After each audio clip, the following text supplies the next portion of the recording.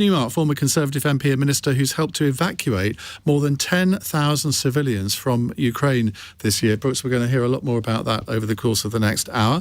Hashi Mohamed, another regular barrister and broadcaster who's the author of the book People Like Us, What It Takes to Make It in Modern Britain. And Jack Blanchard is UK editor of Politico. Now, I'm sure anyone in the political world knows what Politico is, but just for our listeners that maybe don't, what is it?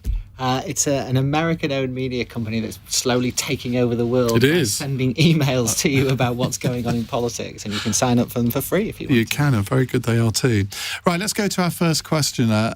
James is in Birmingham. Hello, James. Hello, good evening, and good evening, panel.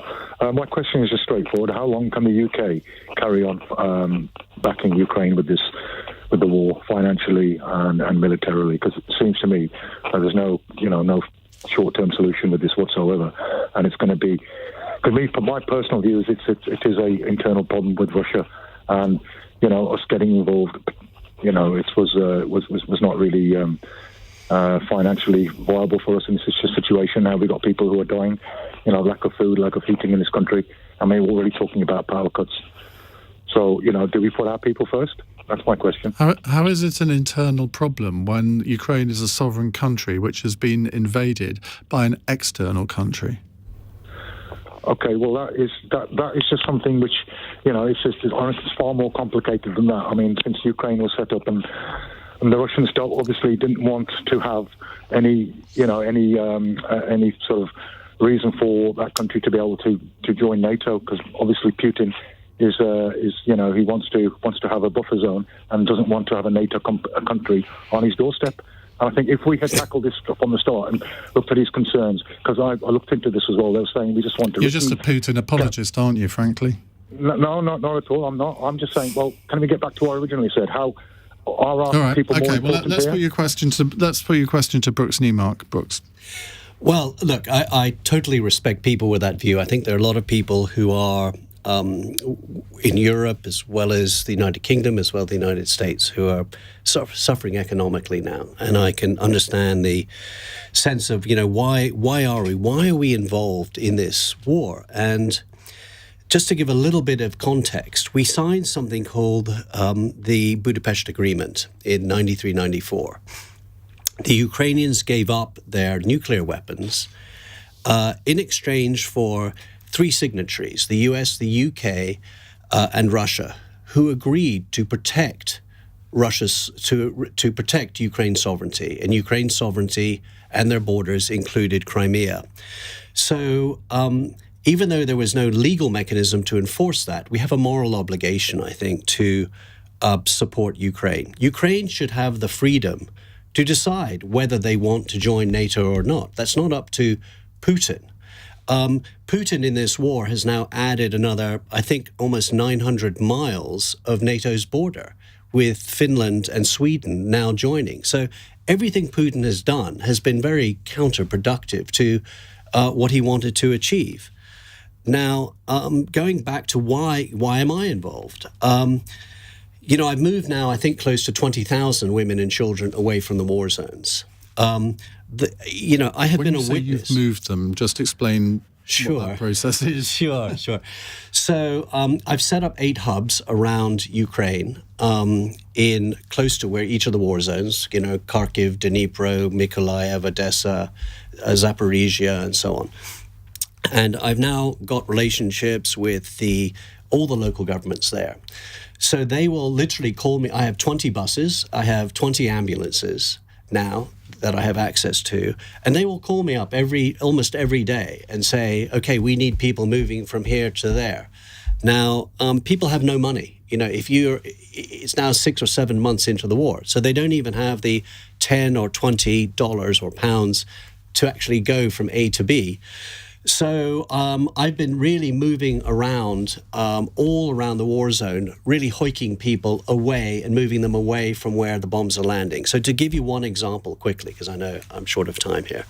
3 weeks ago, I went east of Kharkiv, just before actually the Ukrainians moved in. And we'd managed to negotiate moving out over 1,000 women and children from a Russian-controlled area east of Kharkiv. Now, we did that, which included moving 500 meters of landmines, which we managed to do, and got them to safety. In the absence of that, and in the absence of the Ukrainians going in, they would continue to starve because they have no work, they have no food. So I think the work that I'm doing with my team now, I think is hopefully making a difference. So in terms of James's question, how long do you think the UK's support for Ukraine can last? I mean, you clearly are in it for the long term. Do you think that Britain as a country has to be in it for the long term?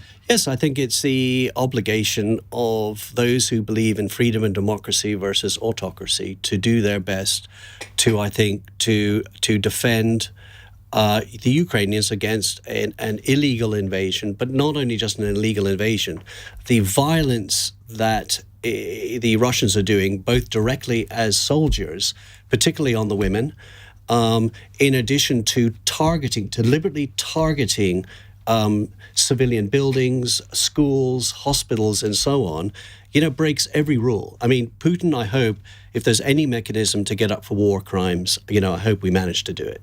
Well, we talked about that in the last hour. I think that's going to be easier said than done, isn't it? Hashi Mohamed. Well, I think that this is a very important thing for us to be a part of. I really understand and also appreciate that people are hurting out there and there are some difficult financial choices to make. But ultimately, Ukraine is a sovereign country with its leadership and its people fighting an illegal invasion by all accounts, by anyone who understands the legal principles that are at play here. And so for me, it's quite straightforward. As long as the Ukrainian government is resisting, we have a duty and an obligation, both morally and legally, to help out. And I know that it's expensive, I know it costs money, but actually in the grand scheme of things, what we are contributing is much more than just money. We're contributing a lot of intelligence, we're contributing moral support, we're contributing in the way in which we're taking in refugees, we're contributing in the way in which we are coordinating a great deal of international communities, talking to each other and actually putting some pressure as much as they can to bear. Do I think that it will make a difference in the long run? I don't know. But does that mean that there is a choice to be made that we should just leave that region and that area to Putin to do what he likes? Well, that's never worked before. We know what he did before in 2014, and here he is again. So, on balance, I think it makes sense, and we need to be able to stay there as long as we can. What about the argument that the people in this country, and particularly in countries that are more reliant on Russian gas than we are going to die because of this? I see that, and that is, for me, not a problem for the Ukrainians or the Russians. That's, in a way, our fault for never having had the strategic foresight to have actually planned for our own energy independence. And now that it's come back to bite us... Donald Trump was right. Well, I mean, maybe. If we'd never had that strategic foresight to be able to think about those things beforehand, then maybe we wouldn't be where we are. And so for me to take that choice on the short-term kind of narrow view is to not have an idea about what will come next. Charlotte Nichols. I think it's not about how long we can afford to support Ukraine in this conflict. It's about not being able to afford not to. Ultimately, if we were to leave the support that we've been providing to Ukraine behind, if we were to not have been involved in that conflict, I don't think that makes us any safer, even before you get into, what it means for Ukraine's sovereignty as a country. We've seen the Russians targeting things like nuclear power stations, for example. Clearly, the bombing of places like that could have an impact that spreads far from Ukraine's border. We've seen what Putin's been doing again with cutting off gas supplies to the rest of Europe. And, I agree with Hashi that ultimately that's a failure of our industrial strategy and not being resilient enough as a nation in energy security. But again, why should it be the Ukrainians that have to pay the price for that? And up and down the country, MPs will have a significant volume of new Ukrainian constituents, as I do, who I've met recently, who are worried sick about what's happening over there. and how long this is going to carry on. I think the more support we provide, hopefully the quicker that we can bring this conflict to an end. But as I said, it takes as long as it takes, and we've got to be in it for as long as it takes. How important do you think the Ukrainian PR campaign, if I can put it that way, has been? Because, I've interviewed countless Ukrainian MPs, all of whom seem to be the most eloquent people I've ever met. And I've done such a fantastic job, I think, in convincing the British public of all sorts of different political persuasions why this country should be staunch in its support for Ukraine. I think it's partly, as you said, the kind of PR, but I think it's actually how black and white it is as an issue almost. It's very clear to look at as, what's right and what's wrong. There are other conflicts in other parts of the world that perhaps people feel, less able to comment on, have less of an understanding of the history of, maybe aren't quite sure either way which side is, the side that we should be supporting. But I think this one was pretty clear cut, and I think having people right at the top of the Ukrainian government like Zelensky, who has been really keen to speak to MPs and politicians in this country. I was there when he addressed both houses of Parliament here in the Commons, which was an incredibly emotional thing to be there for. I did, and I have to say, I'm quite a cold person, but that even warmed my icy heart. It was, and again, seeing what that meant to the Ukrainians who are in my constituency, that was huge, and I'm sure that has a part to play in it. Let's go to the much more emotionally intelligent Jack Blanchard. I wouldn't go that far. But I would say, Iain, we know what happens in Europe if murderous dictators are just allowed to plough through countries and everybody just stands back and watches it happen. We've been here before. Our grandfathers can tell us what the lesson to be learned is and what the right course of action is in these situations. And it's absolutely right to stand by Ukraine in these circumstances for as long as it takes and with whatever it takes, because there is no way we as a country are going to be safer or safe at all if someone like Vladimir Putin is allowed to do whatever he likes in Eastern Europe. We have to say this far and no further, and I think we can be proud of our government for doing that and taking a lead on this really right around the world at a time obviously of a lot of political turmoil in this country. We haven't always showed our best face to the world, but on this I think we are all behind the government in what it's done. Have you been surprised by the amount of cross-party support there has been? When Boris Johnson was Prime Minister, and Keir Starmer did pay tribute to him for his leadership on Ukraine, and I think it's been quite interesting to see how much support has remained absolutely staunch on this. He did pay tribute to him, and he was right to do so. And no, I'm not surprised, to be honest. Every single political party is in lockstep on this, because most British people are in lockstep on this. Your callers' comments are not where most people are at. They see what's happening in Ukraine. As Charlotte says, it's black and white, this one. You can see who's right and who's wrong. And they know what we have to do.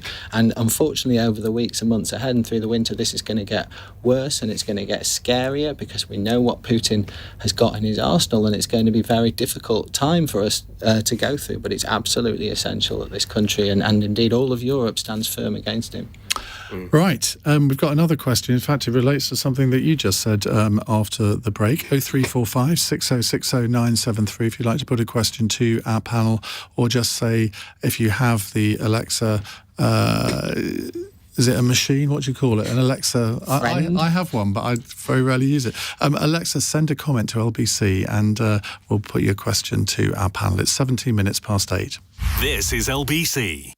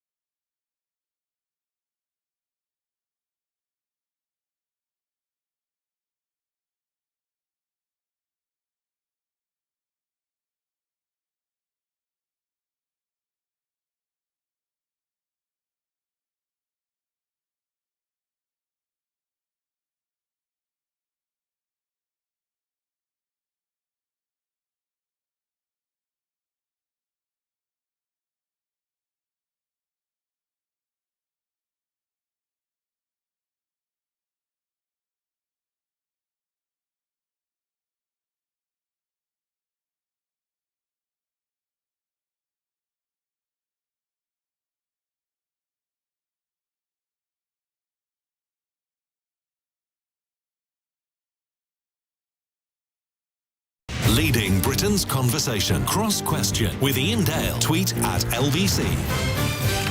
It's 19 minutes past 8. Just a reminder who's on our panel. Charlotte Nichols, Labour MP for Warrington North. Brooks Newmark, former Conservative MP and Minister. Jack Blanchard, UK Editor of Politico. And Hashi Mohamed, Barrister and Broadcaster, who tells me he's got a new book out. Should have told me that earlier. It's called A Home of One's Own, Why the Housing Crisis Matters. Didn't Liam Halligan get there before you on this subject? Well, I told a different story to Liam. But it's a great book, Liam's book, Home Truths. What's the theme of yours? Well, this one's the personal aspects of why the housing crisis matters. So what are the impacts of the problem rather than the problem itself? Because it's easy to diagnose the issue. Yeah. It's much harder to explain to people how much opportunity is lost, how many people are just never going to be able to fulfill their full potential because they don't have a decent place to lay their heads. I sense a housing phone-in coming on very soon with me in the studio. I would love that. We did it last time. We did indeed, so we must do it again. Right, let's go to another question. It's related to the last one. It's from Chris in Aberdeen. Hello, Chris. Hi, good evening. Hello, thank you for taking my call. I'm Polish myself, so, as you can imagine, the matter of Ukraine is very close to my heart because, I've absolutely no doubt that, should Ukraine fall, Poland and other Baltic states would be Russia's next target. So there's absolutely no denying that, we basically on Russia's target should Ukraine fall. But my main question would be, as we all know, that the actual war hasn't started in February last year. It was actually 2014. So my question would be, should West response back then in 2014 should have been stronger? And if it should, why it hasn't? That would be my question. Thank you. I think that is such a big question. I suppose in a way it's impossible to answer, but I think we never learn, do we? Because it's a bit like Syria. If you appease a dictator, if you give in to a dictator, don't be surprised if they come back for more. That would be my view. Jack Blanchard. I mean, I don't disagree with that. All I would say is that these things are always easier in hindsight, and you need the political will to take very, very strong action in a situation that doesn't feel like as big a crisis as the full invasion of the rest of Ukraine did this year. And so I guess it's harder for politicians to corral the support, the political support across the spectrum. Would as many people support very, very tough action at that time? It's easy in hindsight to be like, well, we should have done this, and of course we should. Of course we should. But would we all have been sitting here so unified at that time, saying it's absolutely the right thing to do? I think I was, but I may have false memory syndrome. Good for you. I just you know what I mean. It's not as easy to get the widespread support sometimes until it's too late. We did actually. So what happened? We did what? We did go in and we began helping. So what happened was that we, at the US to a lesser extent, noticed how quickly that the Russians took over Crimea.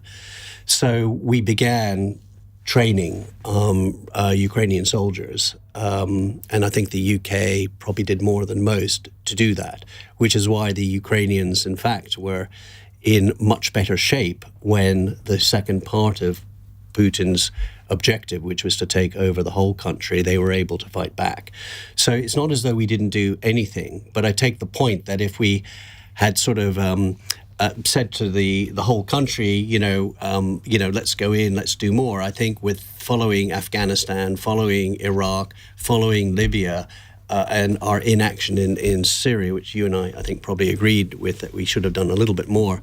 I think there was probably no public appetite in 2014 for us to use megaphone about what we were doing. But my understanding is that we were doing a lot to begin training the Ukrainian soldiers. That is absolutely right. But I suppose the point that I think Chris is making is, if the international community with President Obama, David Cameron, was it Francois Hollande then, I think, Angela Merkel, if they'd all got together and said to Russia, up with this, we will not put, and did similar things to what we've done now with Ukraine, things could have been very different, possibly. But I think after Syria, I don't think we had any credibility. I think having Obama particularly, having set a red line and then not having followed up on that red line, having had the vote in the House of Commons, which was not cross-party, unfortunately, we dropped the ball. And as a result, the message to Putin in 2013, and I was there in that debate, and I had been in Syria, and I flew back for that at 3 a.m.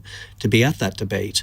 And if we had at that stage done something in Syria and had bombed the airfields, which is what the objective was that weekend, I think Assad would have been sipping pina coladas on the Black Sea, and I think Putin would have thought twice before going into Donbass and then going into Crimea in 2014.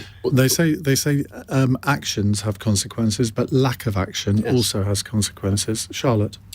Yeah, I mean, I think that there is sort of fairly broad consensus now that, more could have been done at the time. But as Jack said, hindsight is sometimes 2020. I think that we have to learn the lessons, though, from, as you said, where sometimes inaction can have consequences just as much as action can. That what we don't do this time is put up a really strong sort of initial front and then kind of gradually withdraw that support, because ultimately, the signal that would send to Moscow would be absolutely catastrophic. So, in some respects, I suppose what's happened in the past has happened, but it's what we're doing going forward to make sure that we've learnt the lesson that's really key here. I would say that we shouldn't also be so hard on ourselves, because there was an example of us stepping up when George Bush was in power, when Putin invaded Georgia. Georgia was an example of the West and NATO, and particularly backed by America, stepping forward to tell the Russians, no, you need to leave Georgian territory. And that was an example of a proper pushback that actually worked. 2014 is an example of inaction that has potentially led us to where we are. But the reality of all of this is that we had this insatiable appetite of a dictator who's been there for over 20 years and who's taken this action against Ukraine in a way, also remember, to bolster his domestic position. So it's hard for us to kind of say, what if we did this and what if we did that? But there are examples where we have done things that worked, and we shouldn't be so hard on ourselves in the times when we haven't actually taken any action. Do you all feel that the whole nuclear issue is being brought up quite regularly at the moment? And a lot of our listeners have been concerned about that. Well, in the first days of this invasion, I remember having calls from people saying that they were actually very anxious about it. It became a thing, war anxiety. And the more that it's discussed, I suppose the more people will believe that Putin would do it. Brooks, do you think there is a risk that Putin might launch some sort of nuclear strike either against Ukraine or conceivably, I hate to say it, against this country? Yeah, I think it's a absolutely less than 1% probability he targets London, even though he gets very angry with Britain because of our stand in Ukraine and our general criticism of Russia generally. I think there is an increased probability that I believe he's thinking about it and wants to do it more. But I think it's also been made very clear that the moment that he drops what's referred to as a tactical nuke, which could either be on the airfield, could be done on the field of battle in eastern Ukraine, or could be on a city, although I think it's more likely to be on a battlefield, that I think within 48 hours, NATO would wipe out the entire Russian military in Ukraine. And I think Biden has made it very clear, as has Secretary of State Austin, to the Russian military themselves, that if they do this, they will be wiped out. So I think they've already suffered against a mediocre, well-trained, mediocre, well-armed military in the form of Ukraine. I think taking on the whole of NATO, I don't think the Russian military themselves. And Putin, by the way, his nuclear codes that he's got is not like the US president. He can't do it unilaterally. He needs the support of his military. So I think he would get pushback from his military. Brief text question here from Steve in Glasgow. Should we be accepting as refugees Russian men who are fleeing the draft to help cut off Putin's supply of war fodder? Hashi?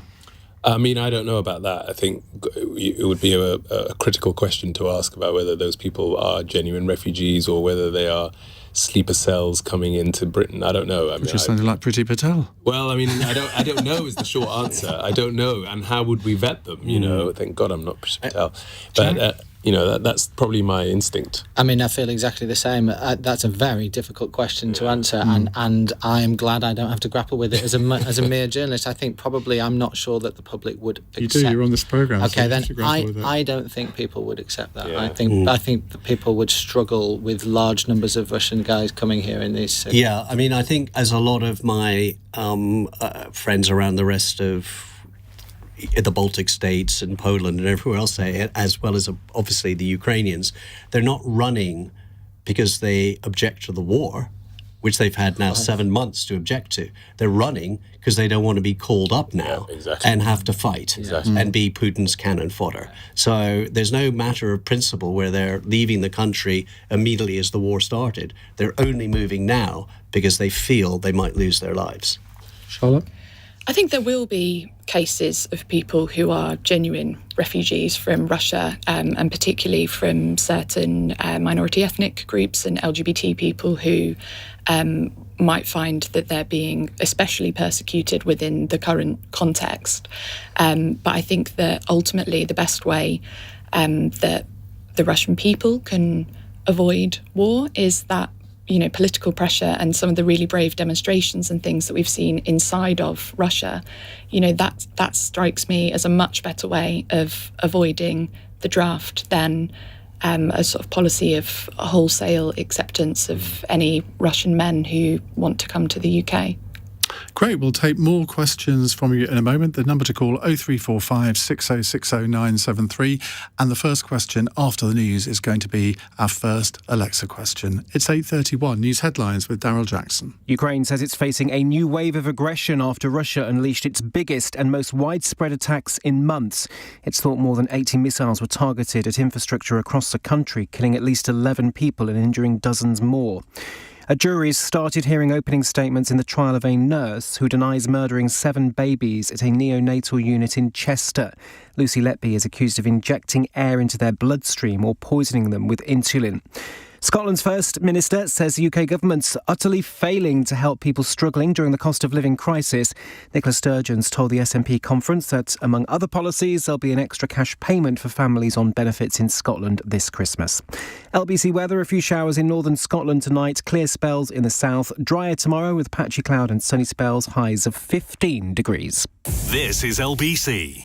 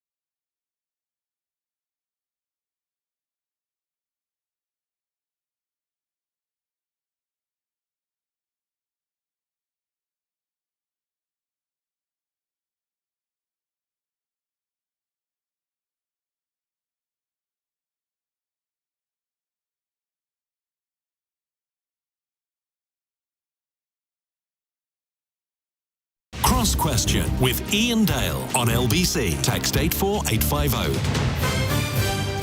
8:34 on LBC. Charlotte Nichols, Brooks Newmark, Hashi Mohamed and Jack Blanchard with us taking your questions. Gordon says, I'm so excited by Alexa questions. Let's face it, I need to get out more. Bridget has our first Alexa question. It is, do you think Liz Truss will be Prime Minister at Christmas? Charlotte? I mean, I think that she's had an appalling start, to put it mildly, but I'm not sure how much discontent there is yet within the Conservative Party, not least because, we've only had sort of 5 or 6 days of parliamentary time since about July, thanks to all the different recesses and obviously the mourning period and everything else. It's quite difficult to get a temperature check, when we've all been back in our constituencies. But I think this week will be the first real test, and be able to sense check that, I suppose, within Parliament. Were you in the chamber for her first PMQs against Keir Starmer? Yes. Because I thought that was really interesting in that they actually had a meaty discussion, sort of toing and froing, but there was none of the bluster that you might have got from Boris Johnson. And I wonder how long that will continue, though. Yeah, I mean, I did actually find it quite refreshing, not least because there was some clear water between the two. Again, she seemed to be answering questions and talking about policy in a way that, Boris Johnson hasn't done, and which, particularly when it's your question that you're asking and you don't get an actual answer, is incredibly frustrating. And, it felt like maybe we were moving into an era of slightly more sensible politics and, getting things done. And then and then obviously a couple of days later, the fiscal non-event, and everything sort of feels a bit like it's been on fire since. Non-event, whatever it wasn't a non-event. It wasn't the help that people were promised. Yeah. Well, I wrote an article in the Financial Times last weekend predicting that she'll be gone by Christmas. Did you? But what was your logic? Well, my logic was that her government is going to be lurching from one crisis to the next as we head towards December, as we see the economies sort of staggering, this kind of crisis around the energy issue goes on to cause issues. And then, of course, they have to start governing now and actually but they've picked a fight with so many different people. And I just feel that by the time we get to December, it's going to be really, really tough. But the counter clear argument against that would be, who's going to replace her? Who is going to sort of do this job now? And I don't know, I'm not old enough to remember, Iain, but do you recall what the... Indicating that I no doubt will be. Do you recall that period of like 95, 96, sort of the dying period of the last... I do. I do. Isn't that recalls it better than I do. Isn't stench similar to what you're seeing right now, Bruce? I don't know. Yeah, no, I stood for Parliament in 97. I think, did you as well, Iain? No. Okay, well, I did in 97. It was awful. And I have to say, it doesn't feel like that now. Okay, so I think there was... I think in that case, it went back to Black Wednesday. I think we lost all economic credibility, I think, in a different way than the recent budget might have impacted the Conservatives. How is that different? Because I think there are similarities. No, I know people are trying to draw similarities, but I don't see it. I don't have as an apocalyptic maybe outlook economically as you do, Hashim, maybe. I think energy prices are going to come down. I think inflation will come down. I think interest rates will come down. And I think that all happened just a sec. Let me finish. Let me finish my brief economic analysis. I think the pound will strengthen, and I do think Liz and Kwasi are right to try a supply side solution. We've had almost zero productivity growth. We've had no growth. We've had nothing since 2008. We have to try a different strategy, and I think taking a supply side approach. Whose fault is that? Sorry? Whose fault is that? Well, I think it's not just us. It's in Europe, and it's the only exception maybe is the US, who hasn't. So if you look at throughout all of Europe, I think that they've struggled with the same thing, and I think it's this group thing that goes on. So I think they are right to try something different. So I think my view is let's give it some time, let's see what happens, and I'm more optimistic than probably most people in this panel. But if you look at the economic situation in 1997, the economy was doing rather well, and the Conservatives had sort of rescued it from the dark days of 1992, but they got no credit for it because their economic credibility was shot in 1992, just as I think it was whenever it was 2 Fridays ago. And you see the evidence in the opinion polls, 30-point leads, not just one poll, but 4 or 5 showing that level of lead. There's no coming back from that. I don't know. I guess I'm going to disagree with you, because to me it doesn't feel like it felt in 96, 97. But Bruce, do you really think that? I mean, sorry, Brooks. Do you really think that? Because I travel around the country a lot. I'm a planning lawyer, so I really get to see the breadth. And the last 2 weeks is probably the first time I've genuinely felt people see a Labour government coming forward now. Like, it may not happen, we still got a long way to go, and there's elections 2 years away, but the first time ever, and you can see it in the polls, and they will narrow and get close to the election, etc., etc. But I'm surprised that you don't see that kind of moment now that is really staring us in the face. Yeah, I can only say what I feel and what I see. So to me, it does not feel like a 92 moment when I was also working in the city at the time. So do I think that they lost credibility? But I think if things move in the direction of travel that I think that they will, which is energy prices coming down, interest rates coming down, inflation coming down, I do think they have at least an 18-month runway to see if that works. Okay. Jack? Do I think Liz Truss will be Prime Minister at Christmas? Yes, I do. I think she keeps doing just enough with her speeches, her performance at PMQs to reassure some Tory MPs. And it's also right to say that, most Tory MPs don't want to have another leadership contest. They've just had one. They love them. This is a bit ridiculous. I mean, surely we'll need a general election if they have another one. This would be unprecedented. No Prime Minister's been turfed out after a few weeks. I mean, I just don't believe it would happen. And it's right to say, like, who would be George Canning was, but he died. He died, so it's a slightly different situation. Who would be the person that took over? However, so I think she'll carry on. I think she'll carry on probably to the next election. But I do also think that she is toast. You only get one chance to make a first impression with the British public. Nobody knew who she was when she came in as Prime Minister. People looked up, saw them make a total hash of the most important thing they were going to do. And what they've done absolutely critically and incredibly stupidly is they've tied the Conservative brand to rising interest rates. Now, interest rates were going to go up anyway because of the global situation. But now, rightly, people will say they're going up because of what you did. And I'm afraid, in my opinion, there is no coming back from that. And I think this is, for me, I was 6 at the 1997 general election, so I can't talk as Brooks has about what that felt like at the time. But I think the critical difference here is that you have so many people who are locked into 2-year mortgage deals, for example, or long-term energy deals, which will be coming up at some point over the next year. So there are a lot of people that haven't actually felt the bite yet of what's been happening with the economy, and each month more and more people will be affected. It's a kind of rolling catastrophe economically rather than a kind of short, sharp shock. And I think that that's the bit that is just going to absolutely kill the Conservative Party and their chances at the next election, because, as you said, their economic credibility is gone. And the amazing thing about it is that the Labour Party are, no offence, Charlotte, no great shakes. People are not excited about Keir Starmer around the country in a way that they actually were about Tony Blair in 95, 96. That is not happening at all. But all he has to do now is not make any mistakes, look credible, look normal, even look boring, dare I say it, because people will look at how they can't pay their bills week after week, month after month. They're going to blame the government, and they're going to be right to blame the government. And when it comes down to it, they're going to vote for the other But it's guy. also particularly bad for the Tories, given that what we're experiencing is exactly what Rishi Sunak said was coming. And that's also the pretty shocking part of it all, is sort of exactly what he had said would happen if she took these steps is happening. And that, is in of itself quite telling. OK, thank you very much indeed. We'll take more of your questions in a moment. If you want to send in a question via Alexa, just say, Alexa, send a comment to LBC. It's 8:45.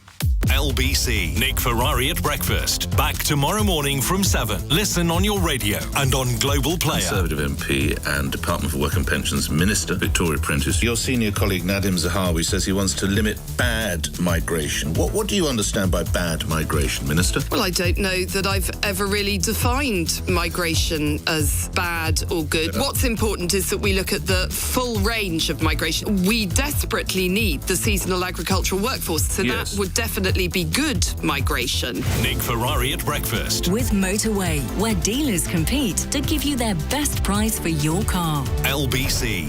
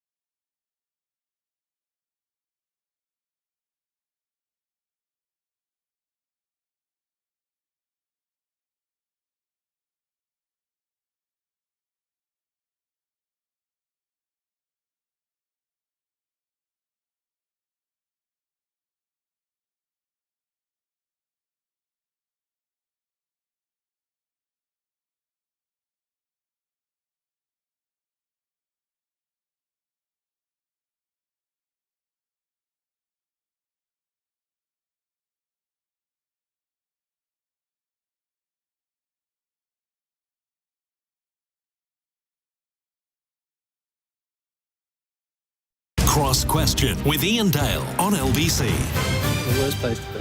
It's 8:47 on LBC. Charlotte Nichols, Brooks Newmark, Hashi Mohamed and Jack Blanchard with me taking your calls. Chris is in Croydon. Hello, Chris. Good evening, Iain. Good evening, panel. Well, what would you like to ask, Chris? Yes, my question is this. Should there be mandatory drug tests in workplaces? And what do the panel think of Suella Braverman, the Home Secretary's proposal to reclassify cannabis as a Class A drug? Right, well, two very difficult questions there. Charlotte, let's come to you first.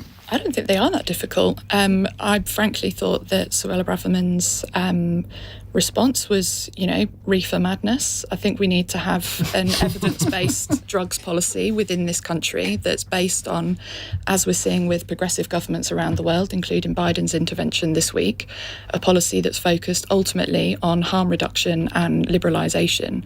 I think that when we look at the evidence from the US on cannabis legalisation there across a number of states, it hasn't meant more people using it and has meant that taking that money out of the underground economy and putting it into the legal regulated space means that people know what they're buying when they're buying it, that they're not funding crime anymore by doing it, and the money that the taxpayer basically gets from the sale of it goes into, treatment programs for people with addiction issues with, sort of other kinds of drugs. So when it comes to mandatory drugs testing in workplaces, I'm not in favour of that. I was a trade union officer for a decade before coming into Parliament, and it was something that drug and alcohol policies at work I did a lot of work on.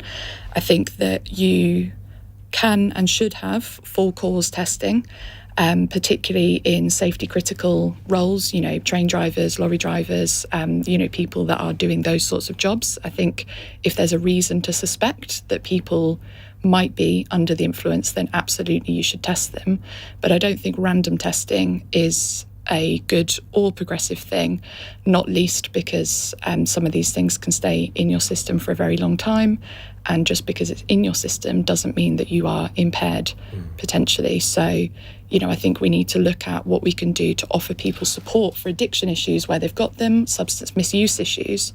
But that should be about creating a space within workplaces where people can come forward if they've got concerns about their use of drug or alcohol, rather than, sort of testing them to catch people out and disciplining them. I don't think that's the way to approach it.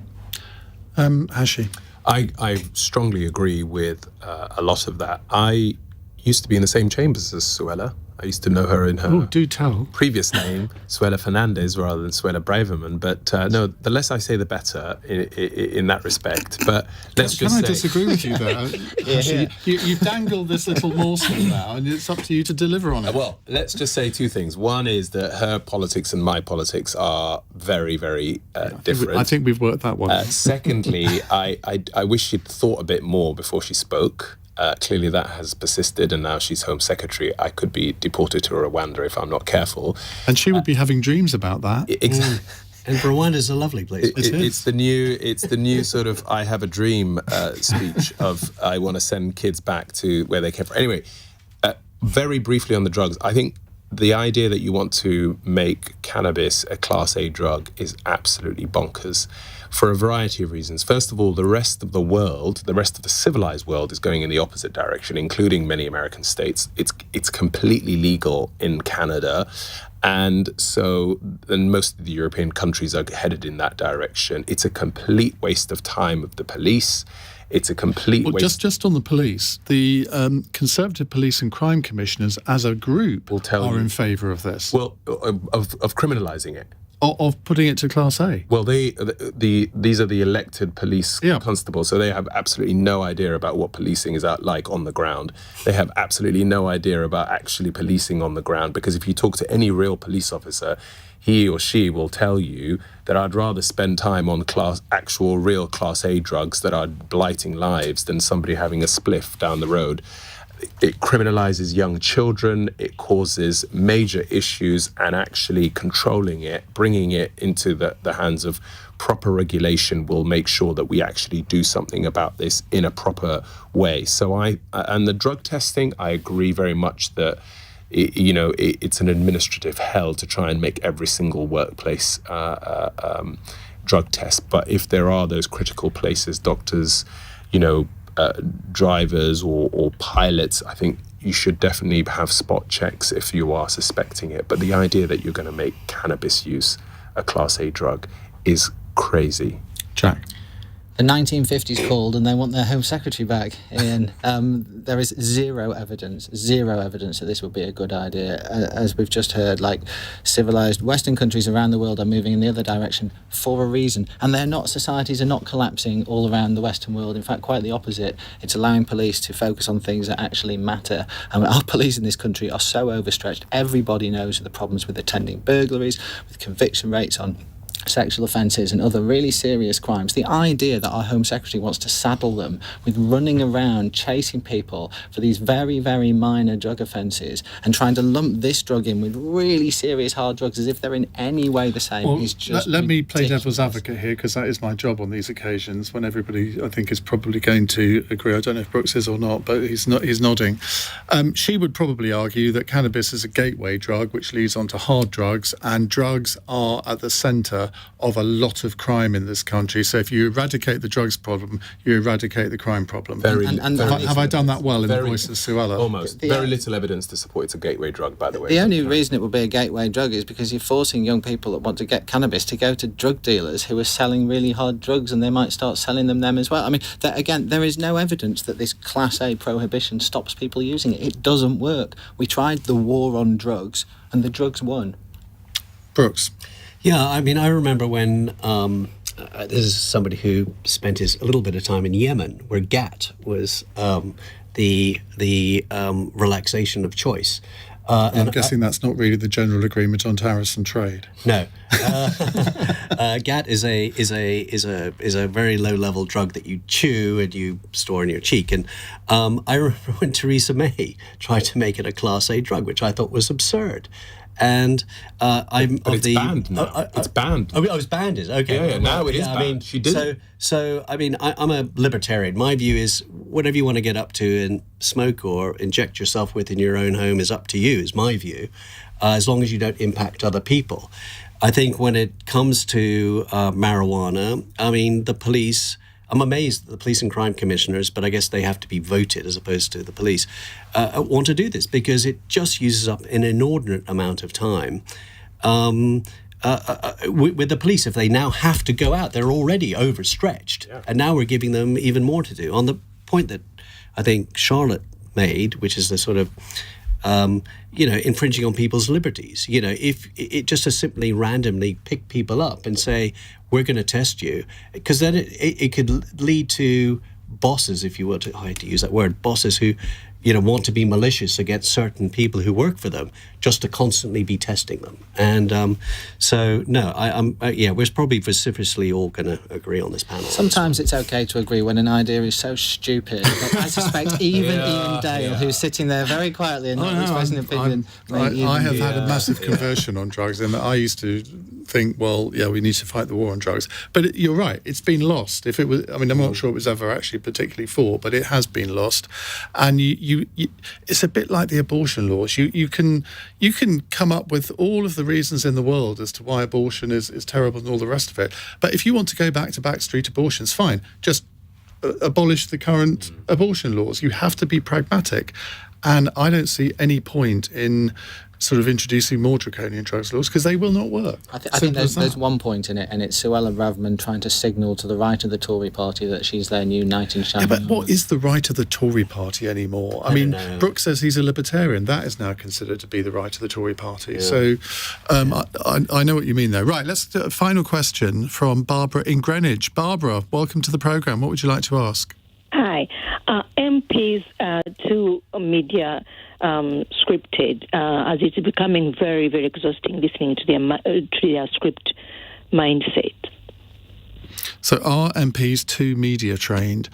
Are you media trained, Charlotte? No, I've never had any. Genuinely. I think it was Paul Mason sent me a DM when I first got elected offering it, but I didn't take him up on it. Thank God for that. Was that a private one? Pardon? Was that a private one? Right. But as I said, we've never had it. Clearly we get given briefings and things like that from all sorts of places. But, the idea that we come onto these things with a script, I think I'd be much more cogent if I had one. It's funny because there are MPs that do come on, not with the script, but the number of notes that they have. And you think, you've been in this game long enough to sort of play it by ear a little bit. But it's like, I don't know many MPs that have actually had formal media training, and yet because if you're on the front bench of any party, you kind of have to spin a line to an extent, but maybe it just comes naturally. But I also think that, for shows like this, no offence, that it's, you don't necessarily know what people are going to call in with. I've had times where the producers will say to me, like, we expect we're going to be talking about these discussions. I could come in with all the notes in the world on that.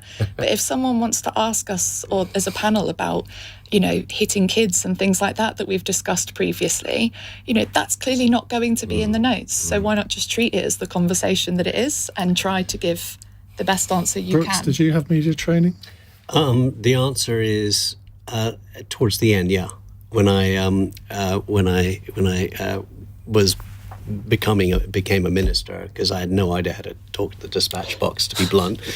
So I was very nervous, and so I got like 3, I think, lessons from somebody.